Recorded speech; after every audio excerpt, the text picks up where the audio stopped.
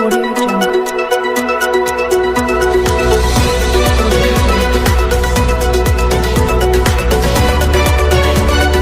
Walang makahahadlang, walang maiiwan. Sama-samang lilipad, kamtin ang pangarap.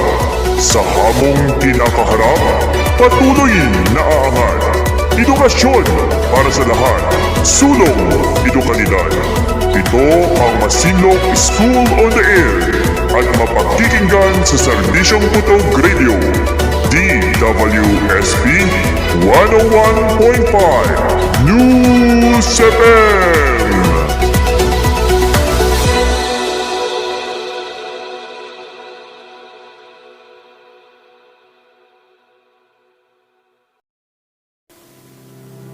Magandang araw sa ating lahat. Gayon din sa ating mga minamahal na kababayan. Magandang araw, bayan ng Masinlok, Zambales.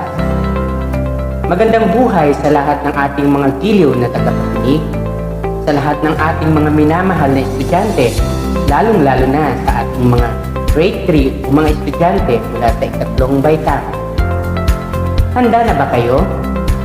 Ako po ang inyong gurong tagapagsiltang panghimpapawid at makakasama sa oras na ito, Teacher Marcos L. Gonzalez, na laging handa para sa serbisyong pampublikong pagtuturo na mula sa Panggit Elementary School. Always on the go, maghahatid sa inyo ng mga kaalamang pang-edukasyon na tiyak kapupulutan ng aral mula sa paksang tatalakayin, pagpapahayag ng sariling opinyon o reaksyon mula sa asignaturang Pilipino sa ikatlong baitang para sa ikalawang linggo sa ikatlong markahan. Nasubukan mo na bang magbigay ng iyong sariling opinyon o reaksyon sa napakinggang teksto? Paano mo ipapahayag ang iyong reaksyon? Sa kagamitan sa pinatnubayang kasanayang pangpagkatuto na ito, malalaman at matututuhan mo ang wastong pagbibigay ng opinyon o reaksyon mula sa tekstong napakinggan. Malilinang din ang iyong kakayahan sa pagbibigay ng sariling opinyon o sa reaksyong batay sa napakinggang issue. Para sa ating kasanayang pampagkatuto na ipapahayag ang sariling opinyon o reaksyon sa isang napakinggang issue, ang ating mga layunin. Sa pagtatapos ng kagamitan sa pinatnubayang kasanayang pangpagkatuto na ito, ikaw ay inaasahang una, natutukoy ang mga mahalagang detalye sa tekstong napakinggan. Pangalawa, nakapagbibigay ng sariling idea tungkol sa tekstong napakinggan. Pangatlo, nakasusulat ng sariling reaksyon tungkol sa tekstong napakinggan. Balik-aral. Handa na ba kayo sa ating pagtatalakay?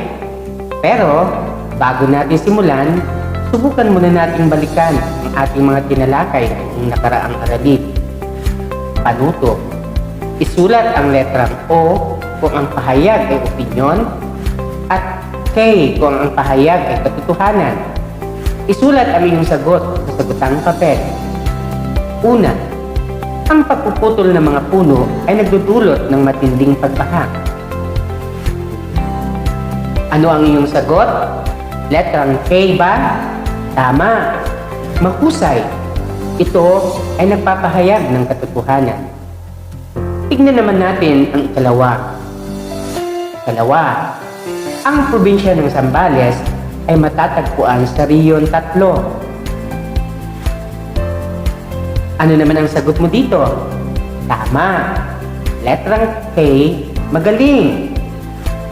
Ito rin ay nagpapahayag ng katotohanan. Dadako naman tayo sa ikatlong bilang. 3. Sa ating palagay, ang basurang pinakamadaling ihiwalay ay ang mga nabubulok. Ano ang naisip mong sagot? Bravo! Ito ay ang letrang O. Dahil nagpapahayag ito ng opinyon. Subukan mo nga ang susunod. 4. Para sa akin, dapat tayong kumilos ng sama-sama tungo sa pag-unlad. Malaman ko nga ang iyong kasagutan. Nakakatuwa naman, matalino, dahil tama ang iyong sagot, na letrang O, dahil nagpapahayag din ito ng opinyon. Ating sagutin ang huling bilang. 5. Ayon sa Philippine Atmospheric Geophysical and Astronomical Services Administration o PAGASA, ang bagyong Rolly ang pinakamalakas na bagyong tumama sa Pilipinas noong taong 2020. Ang sagot mo ba ay letrang K? Kung oo, tama ka, dahil ito ay nagpapahayag sa katotohanan. Sa ating palagay, ikaw ay handang-handa na sa ating aralin ngayong araw. Atin ang simulan ang pagtalakay sa ating paksa. Mga bata, atin munang babasahin, ang kalikasan ay ating pangalagaan ni April Dayan D. Espiritu ng West Dirita ES. Ang pangangalaga sa ating kalikasan ay tungkulin natin lahat. Dapat na maging maayos ang ating mga kilos. Kailangan natin isa-isip ang magiging epekto ng ating mga gawain sa ating kapaligiran. Ang tamang paghihiwalay ng mga basura mula sa mga nabubulok, hindi nabubulok, at muli pang magagamit ay makakatulong upang maging mas maayos at malinis ang ating kapaligiran. Samantala, ang hindi pagsunod sa gawain ito naman ay magdudulot ng magulo at maruming paligid. Ang pagtatanim ng mga puno at halaman ay nakakatulong sa pagpapaganda ng kapaligiran. Hindi lamang nakapagbibigay ng pagkain, ng lilim, o ng sariwang hangin ang mga ito, kundi nakakatulong din ito upang maiwasan ang pagbaha na dulot ng pagbigat. Kaya naman, kailangan nating alagaan ang ating kalikasan at kapaligiran upang maging maayos ang lahat at maiwasan ang ibang problema. Narito ang mga pamatnubay na tanong mula sa binasang teksto. Una, sino ang dapat mag-alaga sa ating kalikasan? Dalawa, ano ang epekto ng hindi pagsunod sa tamang paghihiwalay ng mga basura? Tatlo, bakit mahalaga ang pagtatanim ng mga puno at halaman? 4. Bakit kailangang magtulong-tulong tayo sa pag-aalaga ng ating kalikasan? 5. Paano natin maiiwasan ang anumang problema sa ating kapaligiran? Nais mo bang malaman kung ano ang ideya at opinyon? Kung ganon, maupo ka ng maayos at hawakan ang kagamitan sa pinatnubayang kasanayang pampagkatuto na ito at magpatuloy sa aralin. Ang ideya ay tumutukoy sa mga impormasyon at kaisipan na maaring mabasa, mapanood at marinig mula sa isang pahayag. Halimbawa, una, ang pangangalaga sa ating kalikasan ay tungkulin natin lahat. Dalawa, ang pagtatanim ng mga puno at halaman ay makakatulong sa pagpapaganda ng kapaligiran. Ang reaksyon o opinyon naman ay ang mga saloobin tungkol sa mga pahayag na maaring nababasa, napapanood at napapakinggan. Halimbawa, una, ang mga Pilipino ay masisipag. Dalawa, mabubuti ang mga tao sa mundo. Sa makatwid, ang pagbibigay ng reaksyon o opinyon ay naipapahayag batay sa mga impormasyong nakapaloob sa anumang ideya, nababasa, napapanood at napapakinggan. Tandaan, ang pagbibigay ng reaksyon o opinyon ay mailalahad sa pagsagot sa mga tanong tungkol sa paksa, isyo o pahayag na tinatalakay na maaring ipahayag o sabihin ang mga opinyon at reaksyon ito batay sa pansariling kaisipan o mula sa ideya ng iba. Ngayon naman ay dumako tayo sa pinatnubayang pagsasanay bilang isa. Panuto. Ang pangungusap ay aking babasahin o babanggitin. Piliin ang letra ng tamang sagot at isulat sa iyong sagutang papel. Una, ibinalik ni Susan sa tindahan ang sobrang sukli na naibigay ng tindera. A. Si Susan ay isang batang matapat. B. Si Susan ay isang batang sipag. C. Si Susan ay isang batang magalang. D. Si Susan ay isang batang matulog.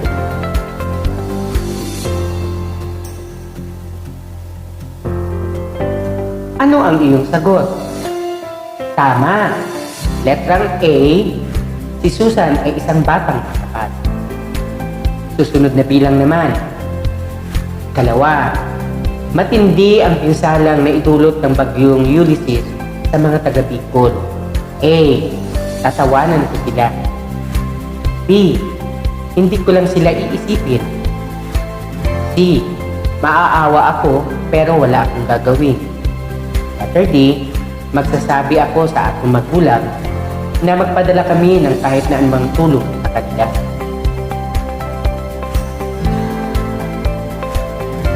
Letrang D ba ang iyong sagot? Mahusay! Magsasabi ako sa aking magulang na magpapadala kami ng kahit anumang tulong sa kanila. Pakinggan naman ang tatlong bilang. 3. Nagbibigay pugay ang mga Pilipino sa watawat ng Pilipinas. A. Mahusay ang mga Pilipino. B. Mayaman ang mga Pilipino. D. Ang paggalang sa watawat ng Pilipinas ay sumisimbolo sa ating pagiging makabansa. Gusto kong malaman ang iyong sagot. Anong letra ito? Magaling! Letrang D. Ang paggalang sa watawat ng Pilipinas ay sumisimbolo sa ating pagiging makabansa. Kaya pa ba? Tignan nga natin ang ika-4 na bilang. 4. Nagtapon si Joe ng basura sa ilog dahil hindi niya naabutan ang truck na nangungulekta ng mga basura. A. Tama po ito dahil malapit sa ilog ang bahay ni Joe. B. Mali po ito sapagkat nagdudulot ito ng polusyon sa tubig. Letter C. Tama lang po ito para mabawasan ang kalat sa bahay ni Joe. D. Tama po ito dahil wala naman ibang pagtatapunan.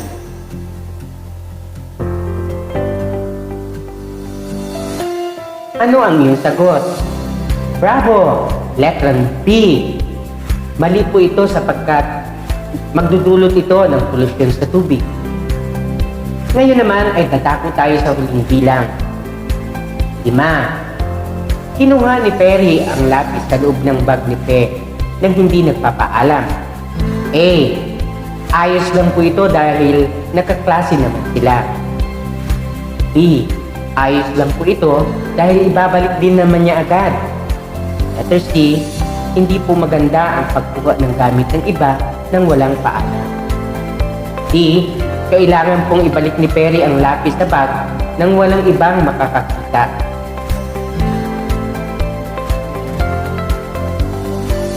Letrang C ba ang iyong napiling sagot? Magaling! Dahil hindi po maganda ang pagkuha ng gamit ng iba nang walang paalam. Atin naman gawin ang pinatnubayang pagsasanay 2. Panuto. Pakinggan ang aking babasahin, sagutin ang mga katanungan tungkol dito at isulat ang sagot sa iyong sagutang papel. Pagtatanim ng gulay ay ugaliin ni April Dayan D. Espiritu ng West Birita, Kumakain ka ba ng gulay? Ang gulay ay masustansya. Nagbibigay ito ng sustansya para sa ating masiglang katawan at maging maalis ito ang isipan. Ang pagtatanim nito sa ating bakuran ay mainam. Bukod sa nagbibigay ito ng sariwang hangin at nakapagbibigay din ito ng sigla para sa nagtatanim. Makatitipid din sa gastusin dahil kung ang gulay ay nasa bakuran, hindi na kailangan pang bumili. Makakabawas ka sa gastusin. Madaragdagan pa ang sigla sa pamamagitan ng pagtatanim at pagkain ng mga ito. Maiiwasan din ang mga sakit at hahaba ang ating buhay. Ano pa ang hinihintay mo? Umpisahan na ang pagtatanim ng gulay upang gumanda ang bakuran, tumigla ang katawan, at tumalas ang isipan. Pamatnubay ng mga tanong. Una, ano ang naidudulot ng pagkain ng gulay? Dalawa, bakit mahalaga ang pagtatanim ng gulay sa ating bakuran? Tatlo, bakit makatitipid kung magtatanim ng gulay sa bakuran? Kaapat, naniniwala ka bang makakaiwas ka sa sakit kung kumakain ka ng gulay? Bakit? Kalima, bukod sa mga nabanggit na kahalagahan ng pagtatanim at pagkain ng gulay, ano pa ang makukuha mo mula sa pagkain ito? Ngayon naman ay ating gawin ang pag-isahang pagsasanay. Paalala, aking babasahin ng teksto at maaari naman kayong sumabay gamit ang inyong learning module sa pahina 9 hanggang 10. Isulat ang iyong reaksyon o opinyon sa sagutang papel. May bagong ordinansa sa inyong bayan na nag-uutos na ihiwalay ang mga basurang nabubulok sa mga hindi nabubulok. Tanging mga nabubulok lamang ang hahakutin ng mga tagakuha ng basura. Hinihikayat ang lahat na gamitin muli ang ibang bagay na maaari pang gamitin.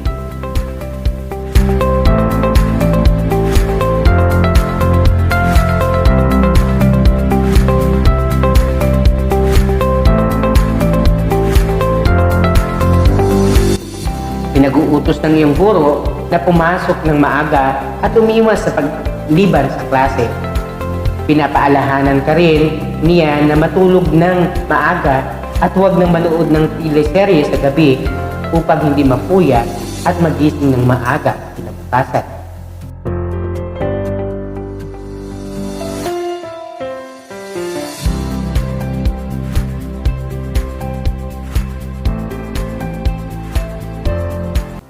Niyaya ka ng iyong kaklase na dumalo sa kaniyang kaarawan. Laging pinapaalala sa iyo ng iyong mga magulang na magpaalam kung may pupuntahan. Dumalo ka sa pagdiriwang nang hindi nagpaalam sa iyong mga magulang.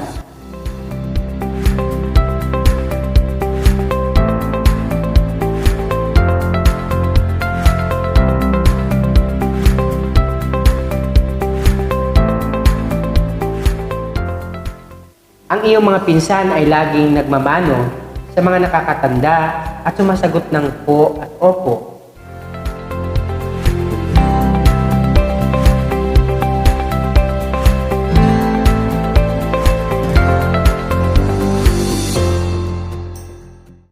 Pagkatapos tumulong sa kanyang mga magulang sa mga gawaing bahay, ay nag-aaral naman ng kaniyang mga aralin si Fatima. Hindi niya rin nakakalimutang magdasal bago matulog sa gabi. Pagkagising sa umaga,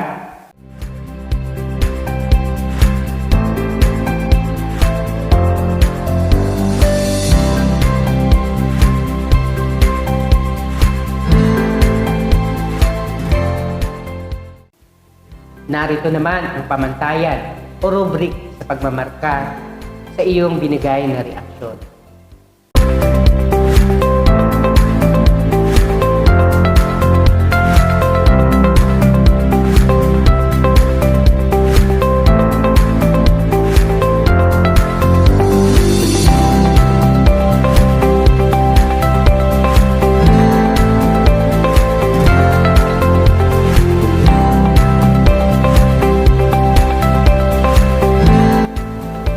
Pagsusulit. Para naman sa isang maikling pagsusulit, panuto. Pakinggan ang aking babasahin na teksto. Maaari muli ninyo akong sabayan gamit ang iyong learning module sa pahina 11 hanggang 13. Ipahayag ang iyong sariling reaksyon o opinyon mula sa napakinggang teksto ng 3 hanggang 5 pangungusap. Isulat ang iyong sagot sa sagutang papel. Disiplina ay paigtingin, pangarap ay aabutin. Ni April Dayan D. Espirito ng West Dirita ES. Ang pagiging disiplinado ay dapat nating ugaliin ang pagdidisiplina sa sarili sa tamang pagkain, tamang pagtulog, at tamang pag-uugali ay ilan lamang sa mga bagay na dapat pagtuunan ng pansin upang tayo ay magtagumpay sa hamon ng buhay. Mula sa tamang pagkain, kailangan sanayin ang ating sarili na kumain ng wasto at tamang pagkain. Ilan sa mga ito ay ang pagkain ng masustansyang pagkain tulad ng mga prutas at gulay. Ang hindi pagkain ng mga ito ay nagdudulot ng mga sakit. Ang tamang pagtulog ay isa rin sa mga bagay na dapat nating ugaliin upang maging produktibo tayo sa araw-araw. Ang labis na pagpupuyat ay nagdudulot ng panghina ng ating katawan at pag-iisip. Tamang pag-uugali ay dapat din natin taglayin sa lahat ng pagkakataon, mula sa pagsunod sa itinakdang oras na paggawa ng ating mga gawain hanggang sa matapos nating gawin ang mga bagay na ito. Kinakailangan tayo ay maging disiplinado, kaya tamang disiplina ay ating ugaliin upang pangarap natin ay madaling abutin.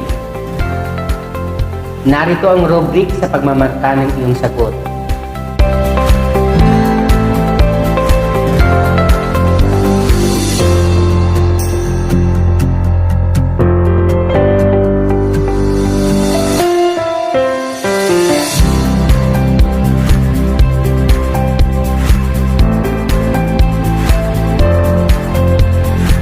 Para naman sa ating pangwakas na gawain, panuto. Tukuyin ang mga salitang inilalahad ng bawat pangungusap, punan ang bawat kahon ng letra upang mabuo ang salita. Isulat ang iyong sagot sa sabutang papel. Una, ito ay tumutukoy sa mga impormasyon o kaisipan na maaring nababasa, napapanood at napapakinggan.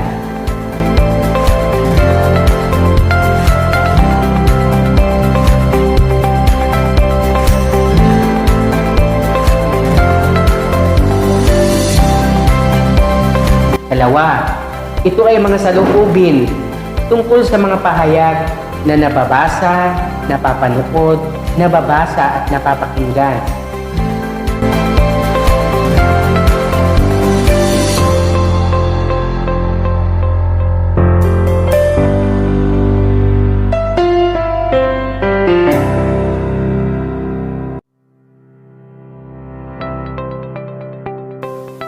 Katlo, ito ay tumutukoy sa mga bagay na nagaganap sa lipunan.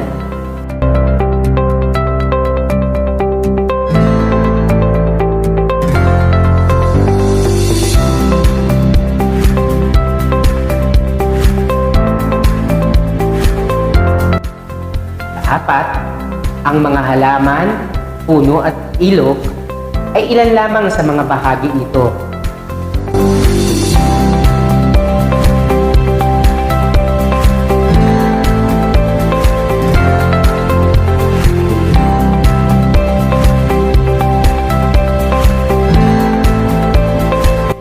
Lima, ginagawa ito ng tao upang mapanatili ang ganda, yaman ng kalikasan.